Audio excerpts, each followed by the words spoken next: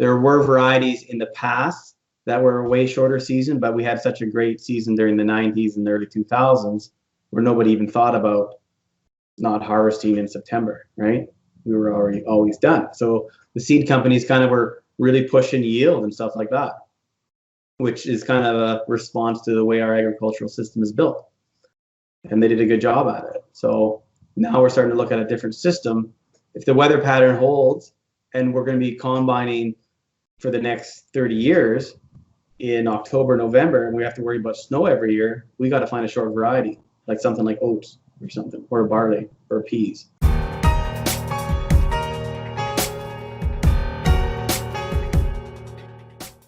Good afternoon, everyone. Today I have with me Greg Peterson from Insight Ag Marketing.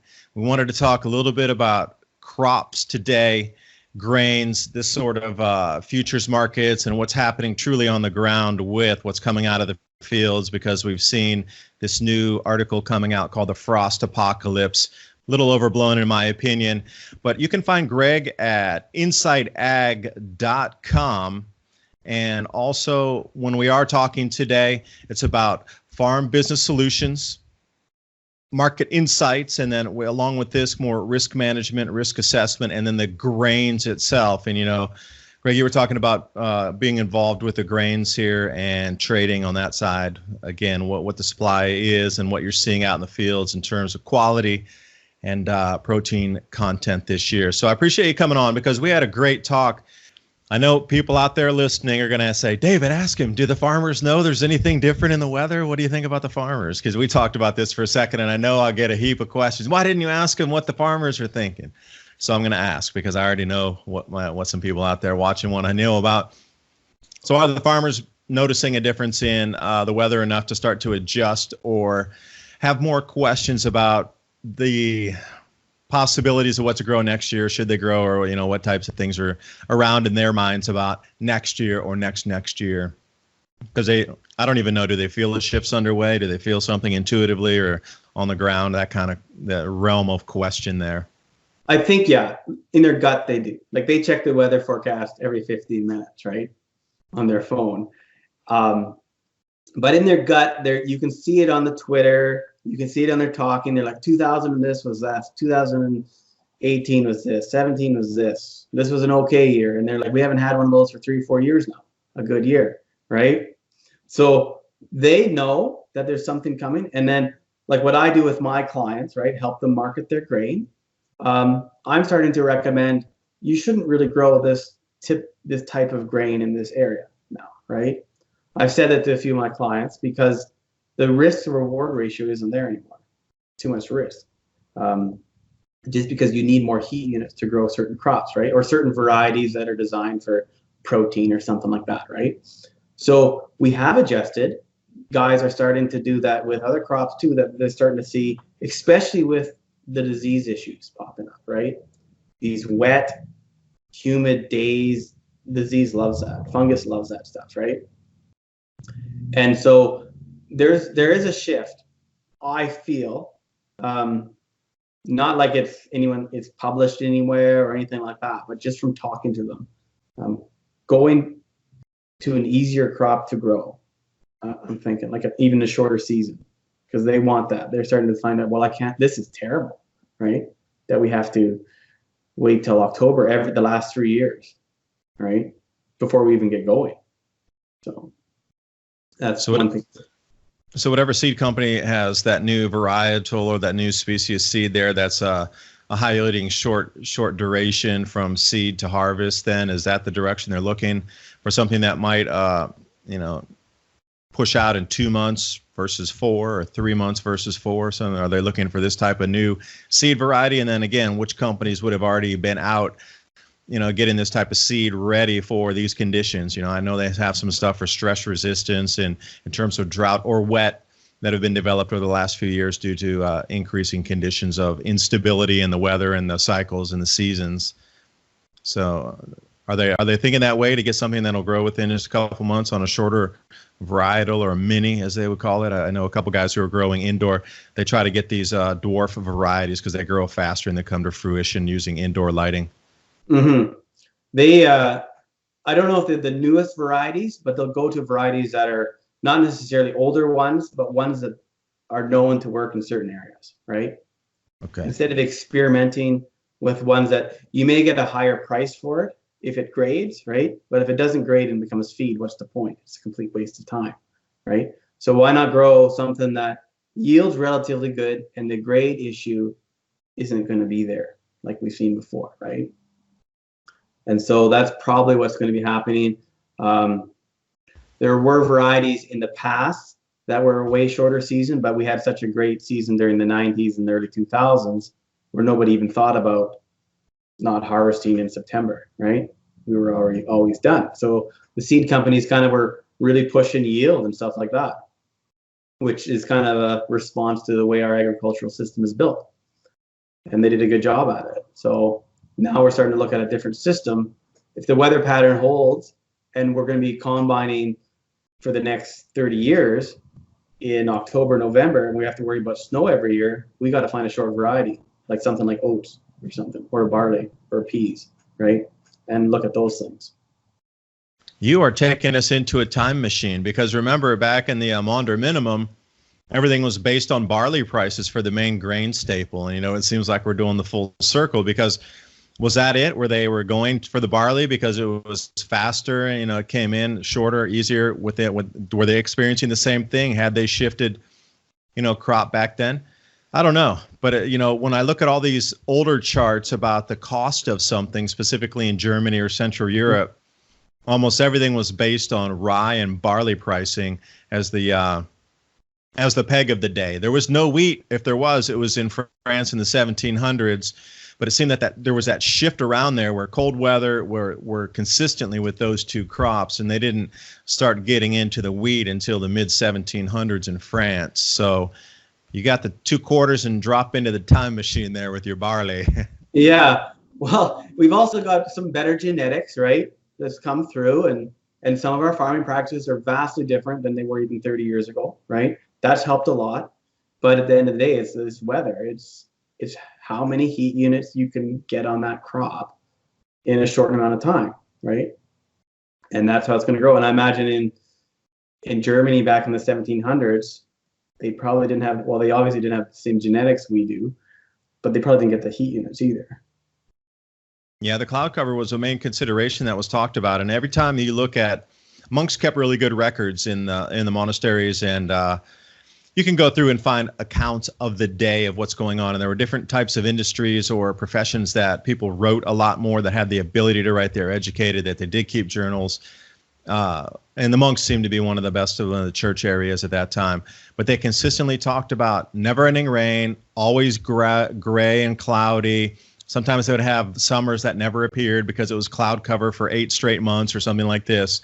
And it does seem to be a consistent theme of huge amounts of clouds, and when they had difficulty growing their crops, you know, and that's even with today.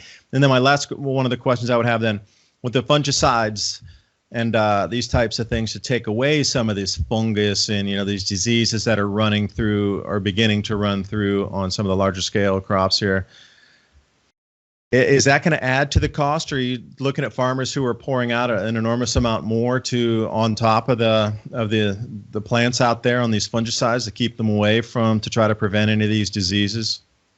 Yeah, that's already happening. We've been using fungicides for quite a few years now, right? But this year, 2 guys were just doing it. But then what ended up happening is it got so wet, you couldn't even get in the field and spray it, right? So they work great when you can actually get out there on a normal year and spray it. This year they couldn't do it, so we had problems, right? So for instance, some of these guys who grow peas, yellow peas, which you see in the grocery store, the split peas, where they were able to spray, they were able to get like 70 bushels an acre quite easily. And then just beside them, they would get a disease, which the other ones would have got anyways. And the disease crop was going like 20, if that, right? That's a huge, significant drop, and that's on fungus, right? And that's across the board with a lot of plants, right? And, you know, there's a whole host of issues with spraying everything too, because now we end up, you know, doing a breeding program for the fungus, right? Inadvertently, right? And It's actually starting to happen again already. We've seen that there's this disease in canola called blackleg. In China kind of got after Canada one time for sending a bit of blackleg canola over there. But that variety, specific variety of fungus that they bred for the plant to be resistant to has mutated or changed. And now the other, because there's a whole bunch of different varieties, obviously, of that particular fungus. Now the other ones that the canola is not resistant to are starting to take off now again, right? And so now we got to rebreed all this, say, canola, so it's resistant to this other variety. So it's obviously this huge thing of cat and mouse, right? And that will continue for as long as we are farming, I guess. Yeah. Now, because what you said about that, to try to get into the fields just to spray, because what they're envisioning in the United States here coming over the next 10 to 14 days is going to be something like 7 inches plus of rain.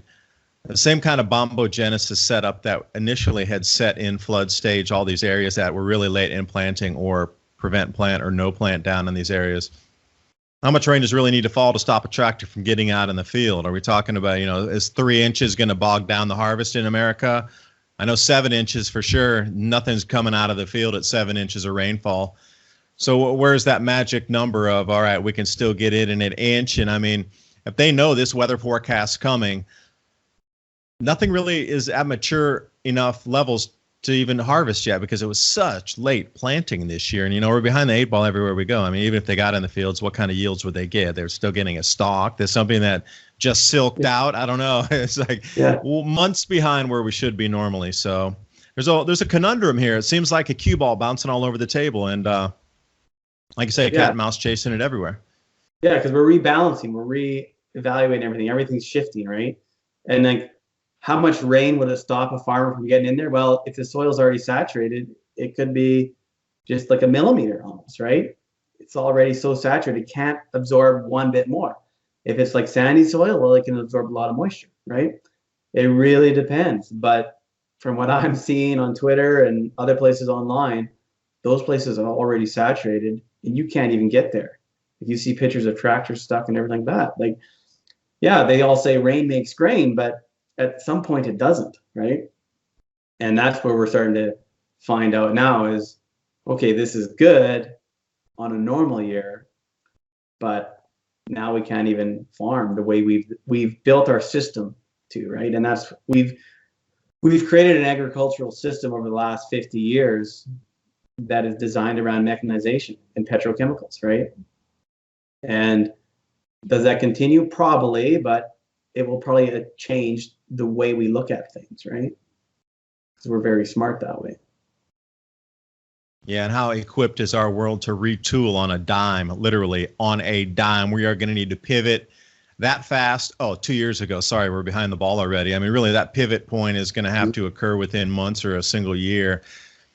And again, is the infrastructure out there? I mean, the whole supply chain to get grain into market and refined and stored and dried and all these other things we're thinking about here, and the whole supply chain of it from when that seed gets into the field into your plate at the end after it's been through something in a factory or whatever kind of process to get it onto your plate. Are we really able to make these changes this quickly? Because we're not talking about, hey, we can kind of string it out until 2050 and it's all good. No, these changes, we have to do something before 2023. So yeah, well, I agree 100%. That's like this supply chain, it's a miracle we get any food at all, actually, when you think about it. How many steps it takes to get it from in the ground, all the way up to your dinner plate, right? As a process thing. And we have access to everything now, right? Oranges and stuff like that. My dad, and he's not that old, he's only 70. He remembers as a kid, they got one orange for Christmas and that was it, right? And that wasn't too long ago, right? So that supply chain is such an important factor in how everything goes and how we've become so centralized because of economies of scale. You can do, one factory can do how many thousands and thousands of tons of wheat or how many processing head of cattle in a day and stuff like that. Whereas so many years ago, that was all done at the local level, right? And that wasn't too long ago either. That's within living memory of a lot of people. Not Yeah, me. and the supply chain is so based on credit too. And what's happening over in Hong Kong with the new martial law and the capital controls and the reining back in on the ATMs of how much people in Hong Kong can actually pull out of the ATMs, and then everything can be blamed on, oh, it's the credit lockup, oh, the bankers are fleeing, people are fleeing, the airport's closed down, it's martial law, all these things. Mm-hmm. You know, if there's some disruption somewhere, it's a great excuse to explain why your food's more expensive or not being delivered, because over in Asia, the shipping locked up because of Hong Kong and the intervention and this, that, and the other. But then at the same time, everything needs credit to keep functioning. And, you know, when you were talking about the farmers checking their phone every 15 minutes, I was chuckling going, yeah, Bitcoin traders or whatever, crypto traders are checking their phone every 15 minutes too.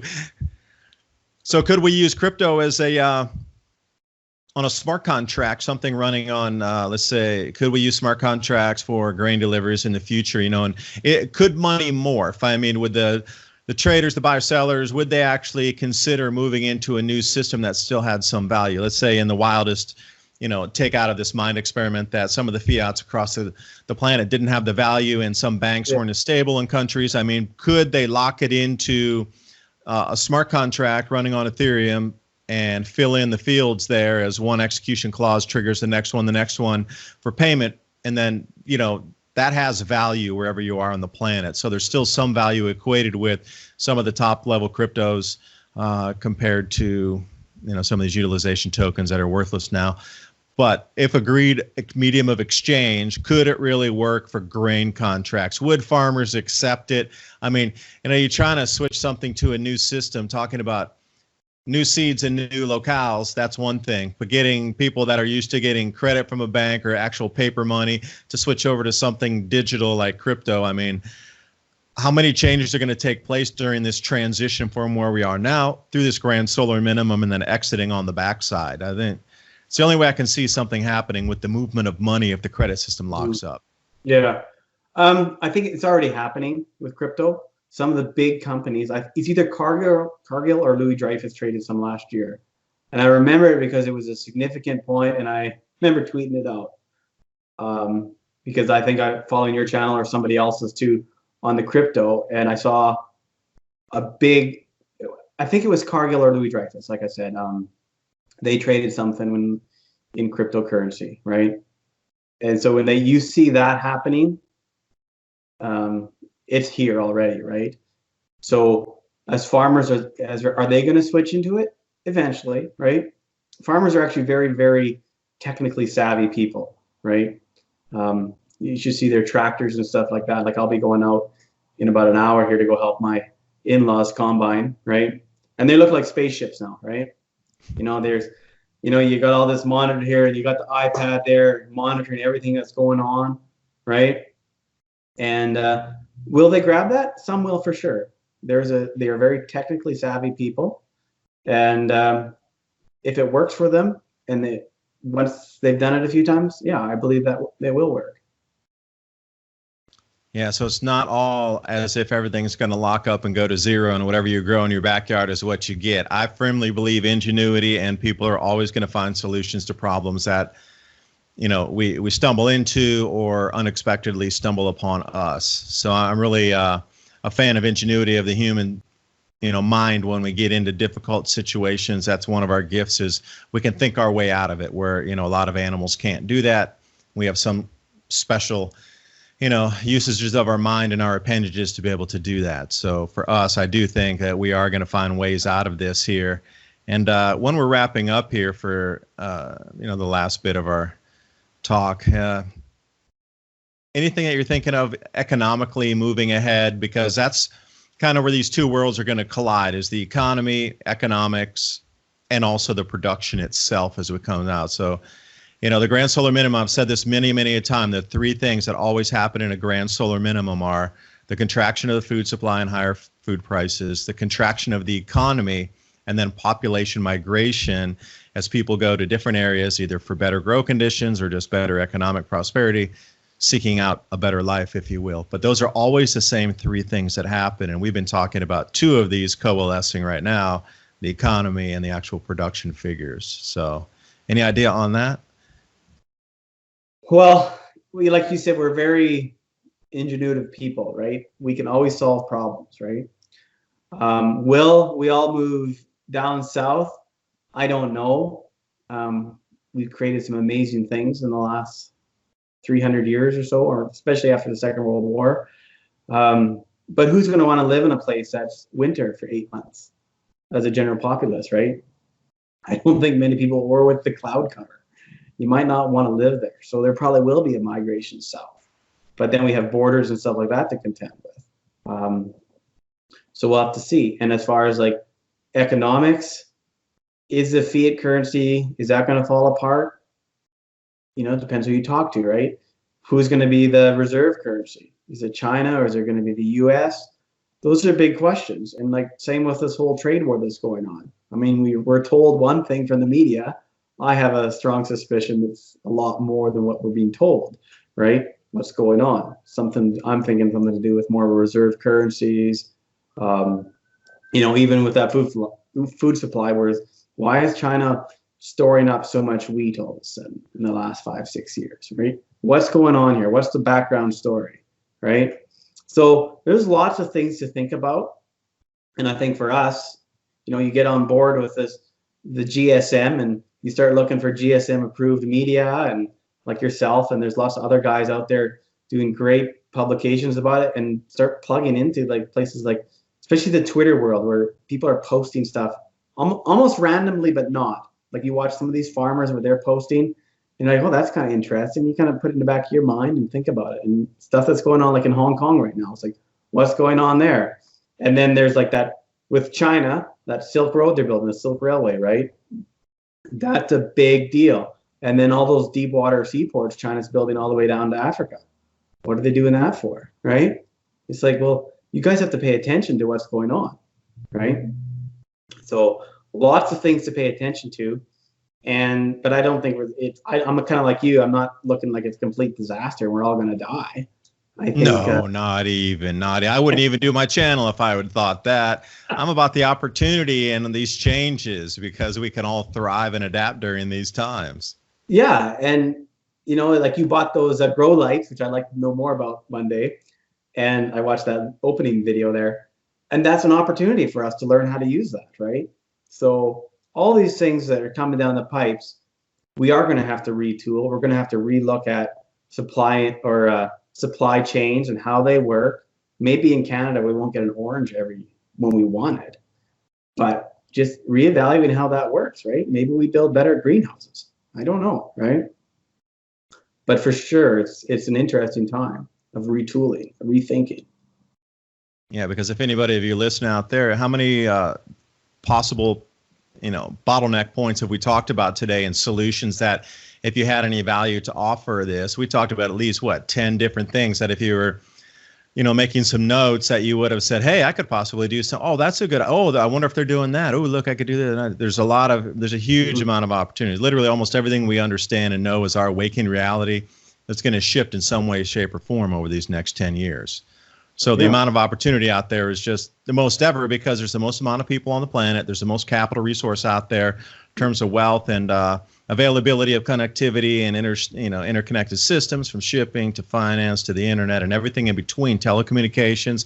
Like even 15 years ago, 10 years ago, we couldn't really do this call like we are now. It would be very difficult to have done what we did 15 years ago. Yeah. So there's so many opportunities and so many ways to really capitalize on what's coming forth to us here. Yeah, and especially with the network of ideas, like just having this little conversation. Look at the ideas that are going to pop out. You'll have another conversation with somebody else. I'll listen to your podcast probably tomorrow or something like that, or someone else's, right? Because that's interesting. Why don't we throw that in the back of our mind, right? And then you get some really neat ideas coming forward. It's really cool, right?